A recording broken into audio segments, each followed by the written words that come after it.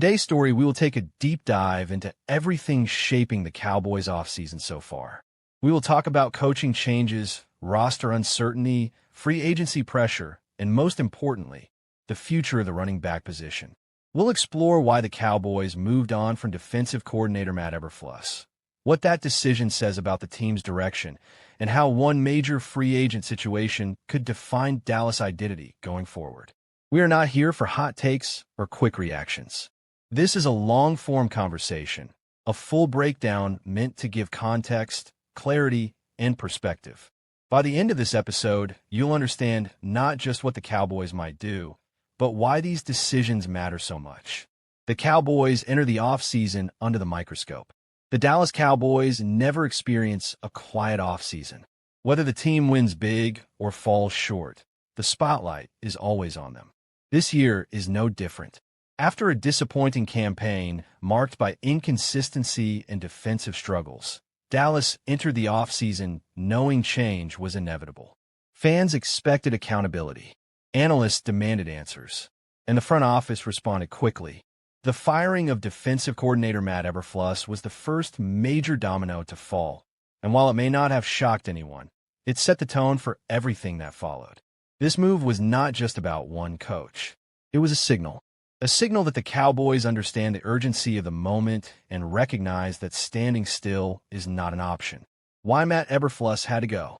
Matt Eberflus arrived in Dallas with a reputation as a disciplined defensive mind. Early on, there was hope that his system would bring stability and toughness to a unit that needed both. But as the season unfolded, those hopes faded. The Cowboys' defense struggled in nearly every measurable category. Missed tackles, blown coverages, poor third-down efficiency, and an inability to stop the run became weekly storylines.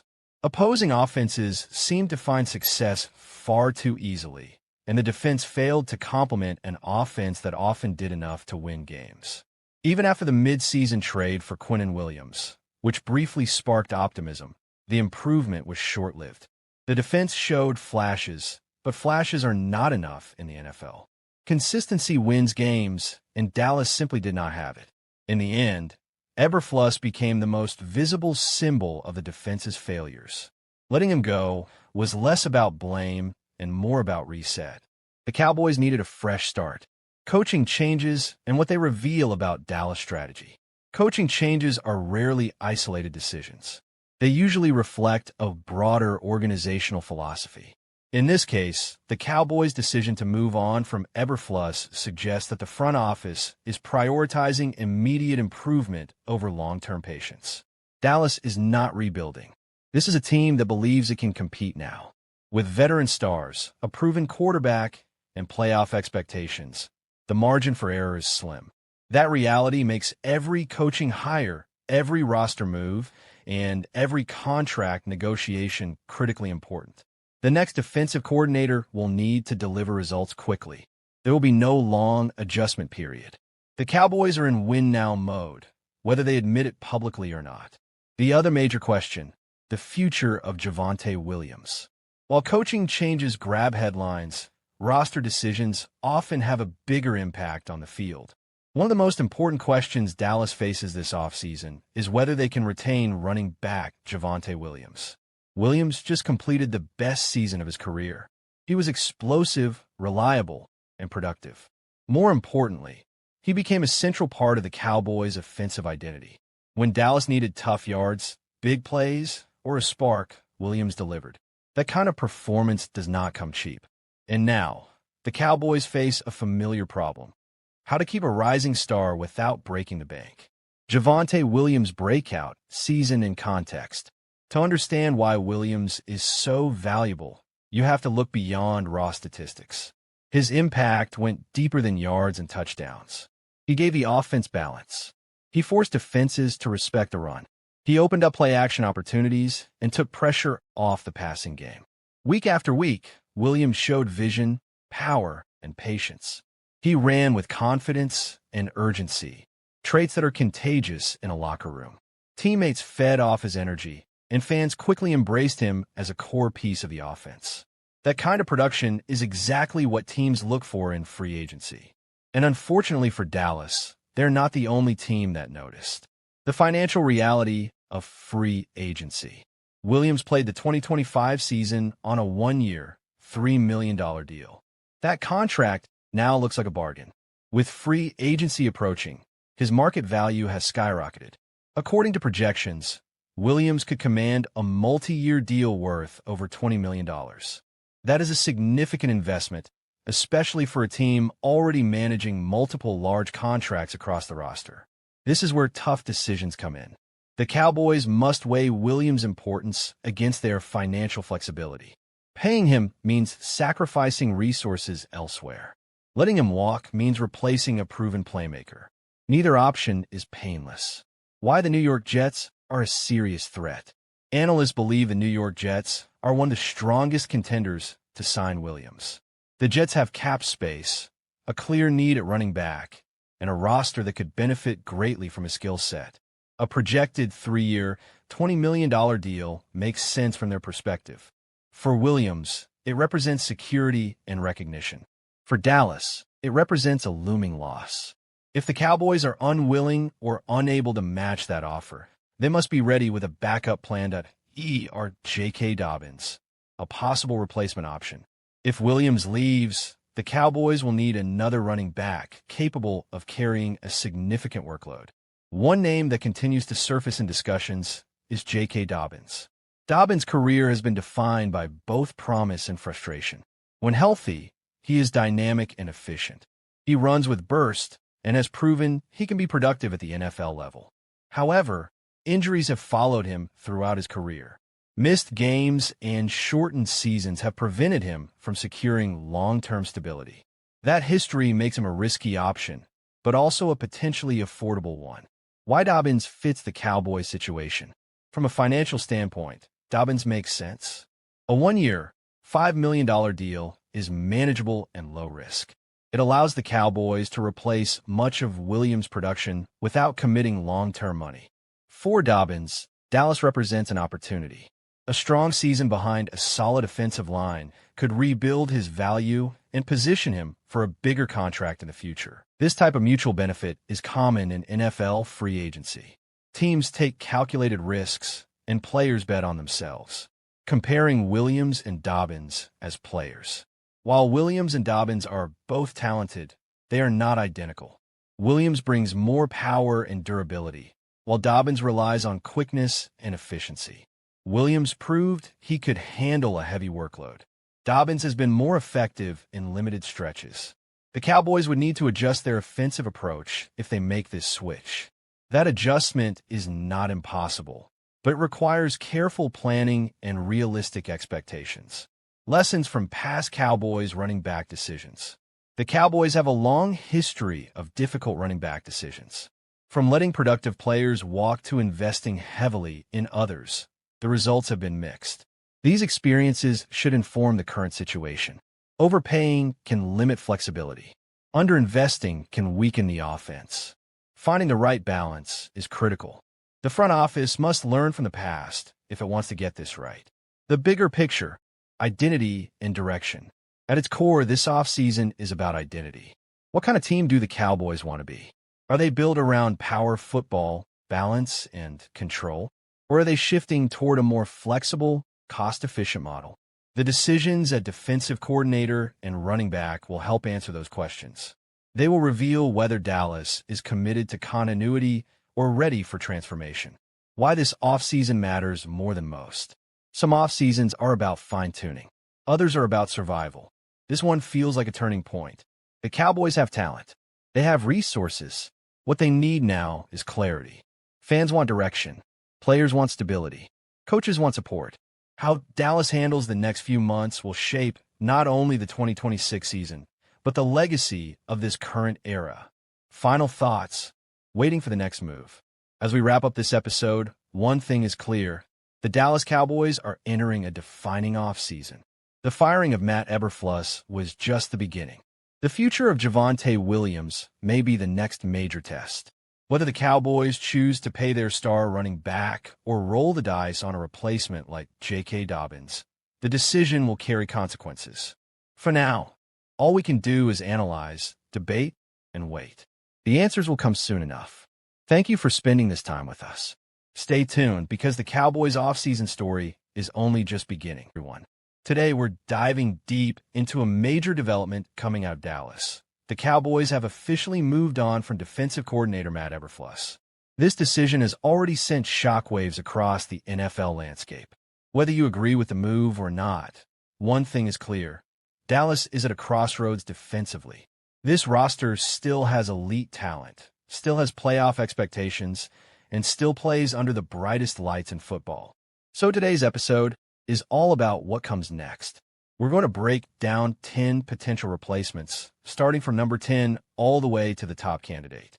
We'll talk scheme fit, coaching philosophy, player development, locker room leadership, and, most importantly, how each candidate could change the identity of the Cowboys' defense. This is not hot take analysis. This is a real football conversation. So settle in, because this is a deep one. Why Matt Eberflus was fired. Before we talk replacements, we need context. Matt Eberflus came into Dallas with a reputation built on discipline, effort, and takeaways. His defenses historically emphasized hustle, zone coverage, and forcing turnovers. But over time, cracks began to show. The Cowboys' defense under Eberflus became predictable. Offenses learned how to attack the soft spots in coverage, exploit mismatches in the middle of the field, and neutralize pressure packages. In big games, especially against elite quarterbacks, Dallas struggled to adjust. Missed tackles, communication breakdowns, late-game collapses. When you coach in Dallas, good is not good enough. You're judged on January football, and ultimately, the front office decided it was time to reset. 10. Gus Bradley, 49ers assistant head coach. Let's start at number 10, Gus Bradley. Bradley is one of the most experienced defensive minds in the league. He's a longtime disciple of Pete Carroll, and his defensive philosophy is clear: cover, 3, speed, discipline, and rally to the football. With the 49ers, Bradley has worked in a system that emphasizes defensive line dominance and structured coverage behind it. For Dallas, this would represent a move toward stability rather than innovation. The upside? Veteran leadership, proven systems, clear communication. The downside? Bradley's scheme can feel dated against modern, motion-heavy offenses. Cowboys fans might see fewer creative blitzes and more conservative looks. Bradley would raise the floor, but maybe not the ceiling. At number 9, Clint Hurt. Hurt is a rising name, especially among defensive line coaches. In Philadelphia, he's been instrumental in developing elite trench play. His defenses emphasize physicality, gap discipline, and collapsing the pocket without excessive blitzing. For Dallas, this would be a trenches first hire. Hurt could unlock even more from the Cowboys' pass rush, particularly if the team wants to dominate up front and simplify coverage responsibilities on the back end. However, Hurt has limited experience calling full defenses. He's more projection than certainty. This would be a bet on development over reputation. 8. Jeff Ulbrich, former Falcons DC. Jeff Ulbrich checks a lot of boxes. He's intense. He's respected. He's a former linebacker who understands modern hybrid defenses. Ulbrich's schemes tend to be aggressive, blending pressure with versatile linebacker play. In Dallas, that could translate into more creativity in the front seven and more flexibility against the run. The concern? His previous defenses have been inconsistent, especially against elite quarterbacks. Ulbrich would bring energy and edge, but the question is whether he brings elite adjustments. 7. Aubrey Pleasant, Rams pass game coordinator. This is a fascinating name. Aubrey Pleasant has quietly built one of the strongest reputations in the league for defensive back development. His work with the Rams has emphasized coverage disguises, matchup-based game plans, and situational awareness. For a Cowboys defense that has struggled in coverage during critical moments, Pleasant could be transformative. He represents the modern defensive mind, adaptable, detail-oriented, and player-centric. The risk? Limited experience as a full defensive coordinator. But sometimes the next great coordinator comes from exactly this background. 6. Dennard Wilson, Titans DC. Dennard Wilson brings toughness. His defenses are physical disciplined, and built to survive in ugly games. In Tennessee, Wilson has leaned on aggressive run fits and coverage accountability.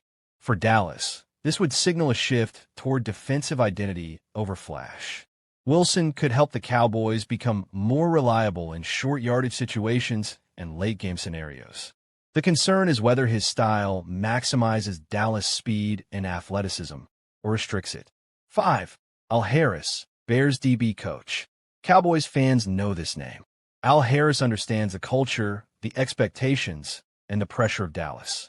As a defensive backs coach, he's earned respect for his ability to teach technique and confidence. Promoting Harris would create continuity and locker room buy-in.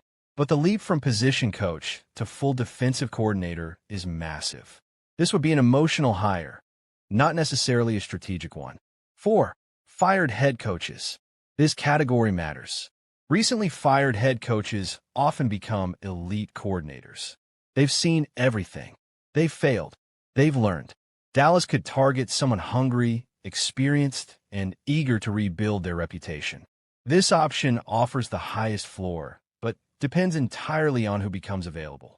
3. Jim Schwartz, Browns DC. Now we're getting serious. Jim Schwartz is one of the most respected defensive coordinators in football. His defenses are aggressive, attacking, and relentless. Schwartz believes in dictating terms. He doesn't wait for offenses to make mistakes. He forces them. In Dallas, Schwartz could unleash the pass rush and simplify reads for the secondary. The concern? His style can be boom or bust. But in a league where pressure wins, Schwartz makes sense. 2. Jim Leonhard, Broncos pass game coordinator. Jim Leonhard is a coach's coach. Elite football IQ, modern schematic understanding, strong communicator. Leonhard blends college innovation with NFL structure. His defenses disguise coverage, adapt weakly, and emphasize situational mastery. For Dallas, this would be a future-focused hire. He could modernize the defense without sacrificing toughness. 1. Brian Flores, Vikings DC. At number 1, and it's not close, Brian Flores. Flores is exactly what Dallas needs. Aggressive, fearless, adaptive. His defense's attack protections confuse quarterbacks and punish mistakes. Flores doesn't run one system. He runs game plans. In Dallas, Flores could finally unlock a defense that dominates in January, not just September. The only question is politics, not football. The Cowboys are at a defining moment. This hire will shape their identity for years. Do they play it safe?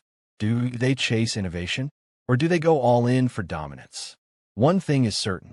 This decision will tell us everything about where the Cowboys believe they are as a franchise. And that's why this hire matters more than people realize. Draft position. The Cowboys are officially locked into the number 12 overall pick in the 2026 NFL Draft. And that matters more than some people might realize. This wasn't just a random outcome. The Cowboys' loss to the Giants combined with the Falcons' win directly impacted the draft order, allowing Dallas to move up and secure a better position. In a draft that is shaping up to be deep at multiple positions of need, picking at number 12 puts the Cowboys right in the middle of the action. At number 12, the Cowboys are in a sweet spot. They're high enough to land a premium talent, but not so high that they're locked into one position or one type of player. This is the range where teams can react to how the board falls. If quarterbacks push elite defenders down, Dallas benefits. If offensive tackles rise early, defensive playmakers may be sitting right there. Flexibility is power on draft night, and the Cowboys will have it. As we look ahead to potential draft targets, one thing becomes clear very quickly. Defense is going to be a major theme. Linebacker, edge rusher, corner, and safety all show up when you start mapping out realistic options at number 12. That tells you a lot about how the Cowboys see their roster. This isn't about tearing things down. It's about upgrading speed, physicality, and long-term stability. One name that immediately jumps off the board is Arvell Reese, linebacker from Ohio State.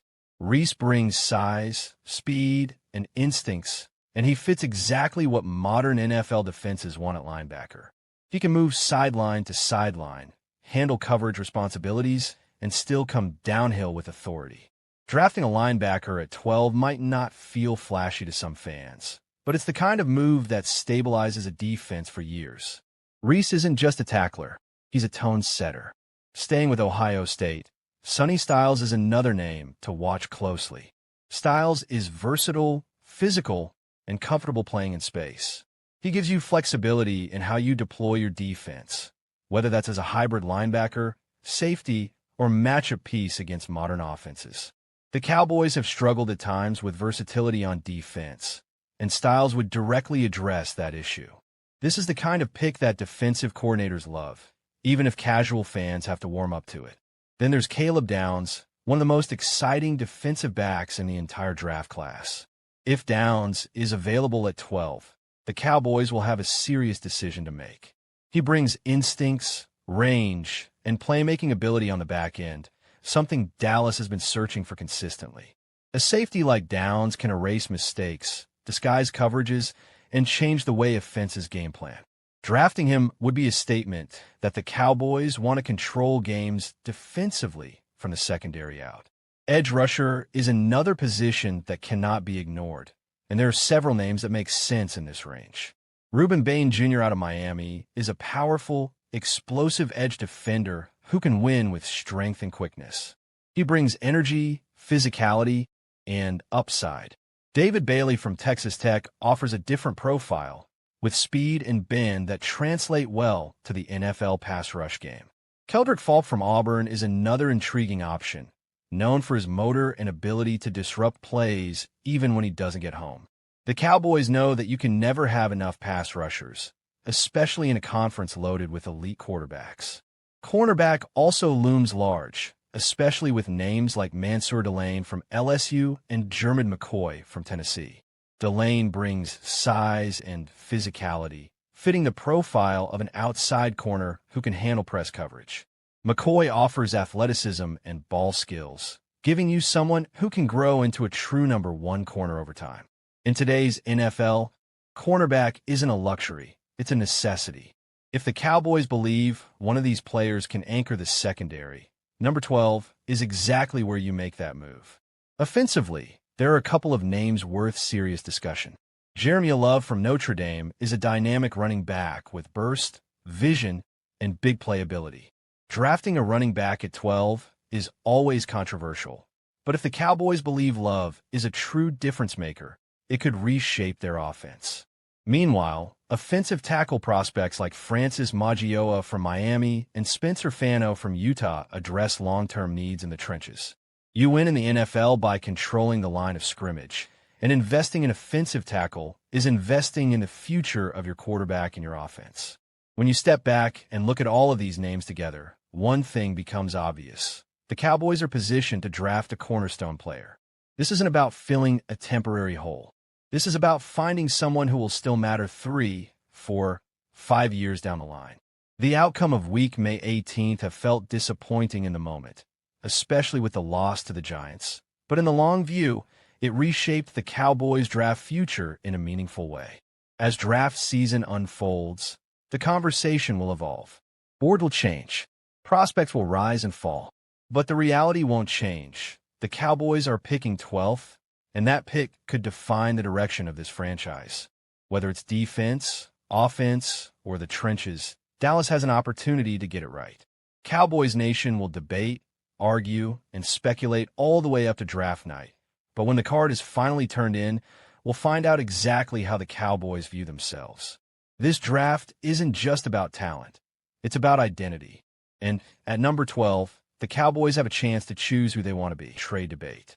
With the Cowboys locked into the number 12 overall pick in the 2026 NFL Draft, the big question isn't just who they'll take, but whether they should stay right where they are, trade up, or trade back. And this is where philosophy comes into play, because how you approach this decision tells you a lot about how the Cowboys view their roster and their urgency to win right now. If the Cowboys stay put at number 12, they're betting that one of their true top-tier prospects falls into their lap. This is the safest option. No extra draft capital spent, no panic move, just letting the board come to you. In most mock drafts, this is where players like Arvell Reese, Sonny Styles, Caleb Downs, or one of the top edge rushers could realistically be available. Staying at 12 means trusting your scouting department and trusting that patience will be rewarded. For a front office that values discipline, this approach makes a lot of sense. But now let's talk about trading up, because this is where things get controversial. Trading up from 12 would signal that the Cowboys believe there is a true difference maker at the top of the board who cannot be missed. Maybe that's Caleb Downs if he starts slipping but won't make it past the top 10. Maybe it's a dominant edge rusher like Reuben Bain Jr., who the Cowboys believe can change games immediately. Trading up costs draft capital, and that's the risk. You're sacrificing future depth for present impact. The question is whether this roster is close enough to justify that kind of move. If the Cowboys trade up, they're essentially saying, we know exactly who we want, and we're not leaving it to chance. That can be powerful, but it can also be dangerous. Miss on that pick, and you've set yourself back not just for one season, but for multiple years. Cowboys fans have seen both sides of this before. Aggressive moves can redefine a team, but they can also haunt you. Now let's flip the script and talk about trading back, because this might actually be the most realistic scenario of all. Trading back from number 12 would mean the Cowboys believe the talent drop-off is minimal and that they can still land a quality starter later in the first round.